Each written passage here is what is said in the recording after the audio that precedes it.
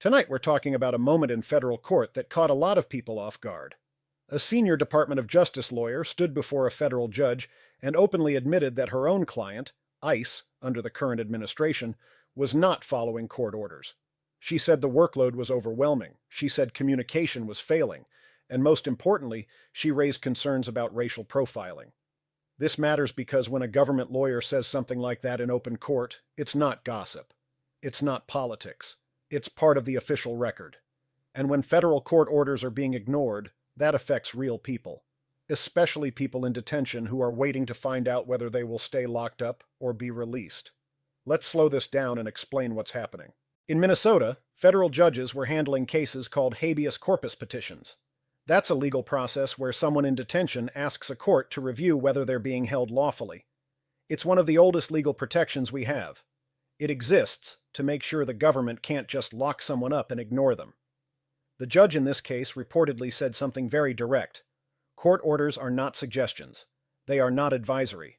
They are mandatory. But the DOJ lawyer told the judge that ICE was not responding to her calls, not complying with court directives, and not giving her the information she needed to represent them properly. She admitted she had dozens of cases assigned at once and was not fully trained for this specific type of federal litigation. She also expressed concern, in open court, that racial profiling might be happening, and she made it clear that this worried her personally. Now here's why this is important for you to understand. In the United States, no agency, not ICE, not the Department of Justice, not even the President, is above a federal court order. That's not political. That's structural. It's how the Constitution is designed. The courts interpret the law. The executive branch enforces it. If the executive branch ignores the courts, judges have the power to respond. That power is called contempt. Contempt means the court can require officials to appear, explain themselves, and potentially face penalties if they've willfully disobeyed orders. This isn't about party lines. It's about separation of powers, a basic protection built into the system so that no single branch has unchecked control. Now, here's where people get confused and scared. When they hear words like federal court conflict or DOJ defiance, it sounds chaotic. It sounds like the system is breaking down. But here's the key thing to understand. The system includes mechanisms for exactly this situation. If an agency fails to comply, judges can demand answers. If lawyers cannot ethically represent a client, they can withdraw. If detainees believe their rights are being violated, they can file petitions. And if orders are ignored repeatedly, courts can escalate enforcement. The rule that protects people here is simple. The government must follow its own rules. If it doesn't, courts can intervene. That's not dramatic. That's foundational. Now let's talk about what this means for someone who might actually be affected, especially immigrants or families with loved ones in detention. First, due process still exists. That means the right to have your detention reviewed by a judge. Second, court orders are enforceable. If a judge orders information to be produced or a hearing to happen, that order carries weight. Third, government lawyers have ethical duties.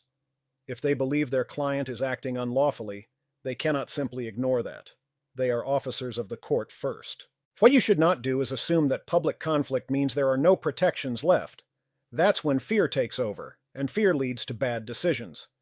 You do not argue with officers on the street. You do not obstruct. You do not try to outsmart the system. What you do is assert your rights calmly and clearly, and you use the court system. If someone is detained, the correct action is legal representation and formal filings, not confrontation. And here's something important. Raising concerns in court, like this DOJ lawyer did, does not automatically mean the entire system is corrupt. It means the system is being tested. In fact, transparency in a courtroom is a sign that the system is still functioning.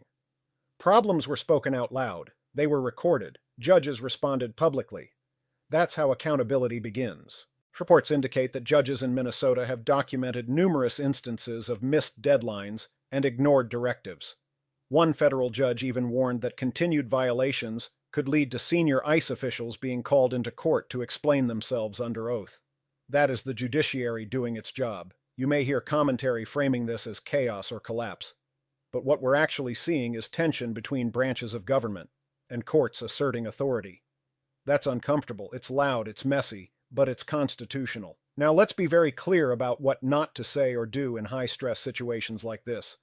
Do not assume that because one official criticized ICE, all enforcement actions are automatically unlawful. Do not spread unverified claims about racial profiling without evidence in your own situation. Do not panic and make decisions based on headlines. Instead, focus on what remains solid. Federal judges still issue binding orders. Lawyers still have ethical obligations. Detained individuals still have the right to challenge detention. Contempt powers still exist. Those are guardrails, and guardrails matter most when things feel unstable. The broader political context will continue to evolve. There may be more hearings, there may be investigations, there may be internal discipline or policy changes. But your protections do not disappear overnight because of one heated hearing. If anything, public acknowledgement of problems inside a courtroom signals that oversight is active. The takeaway is simple. The Constitution does not enforce itself. People inside the system do. Judges, lawyers, petitioners, court staff. When someone inside that system speaks up under oath, it becomes part of a legal record. And legal records lead to review. If you or someone you care about is navigating detention or immigration proceedings, the safest path is documentation, legal counsel, and court filings, not confrontation, not speculation. Stay calm. Know that federal court orders are binding. Know that agencies can be held accountable, and know that due process, while sometimes slow, is still the law. That's what matters tonight. Not the noise, not the outrage, but the structure that remains in place. And as long as courts continue to assert their authority, the basic framework of rights and protections is still operating. That's the part you hold on to.